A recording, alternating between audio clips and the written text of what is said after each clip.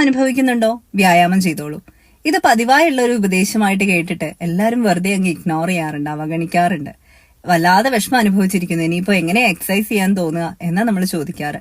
പക്ഷെ വ്യായാമം ചെയ്യുന്നതോടുകൂടി എൻഡോർഫിൻ എന്ന് പറയുന്ന നാച്ചുറൽ ആയിട്ടുള്ള ഒരു പെയിൻ കില്ലർ രൂപപ്പെടുകയാണ്. അതായത് ഹോർമോണിന്റെ നല്ല രീതിയിലുള്ള ഒരു ഉത്പാദനം നടക്കും. അത് നമ്മുടെ മാനസിക സമ്മർദ്ദം കുറയ്ക്കുകയും മനസ്സുഖം കൂട്ടുകയും മനസ്സിന്റെ സന്തോഷമൊക്കെ കൂട്ടുകയും ചെയ്യും. അതുകൊണ്ട് തന്നെ നമ്മൾ വ്യായാമം ചെയ്യുന്നത് പതിവായി ശീലമാക്കുക, മാനസിക ബുദ്ധിമുട്ട് അനുഭവിക്കുന്നുണ്ടെങ്കിലും ഇല്ലെങ്കിലും.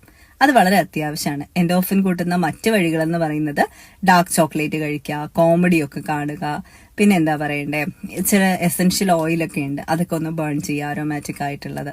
ആ സമയത്തൊക്കെ എൻഡോർഫിൻ നമുക്ക് കൂടുതലായിട്ട് ഉത്പാദിപ്പിക്കാൻ സാധിക്കും. മാനസിക സമ്മർദ്ദം കുറയുകയും അതുപോലെ തന്നെ സന്തോഷം കൂടുകയും ചെയ്യുന്നതായിട്ട് മനസ്സിലാക്കാൻ പറ്റും.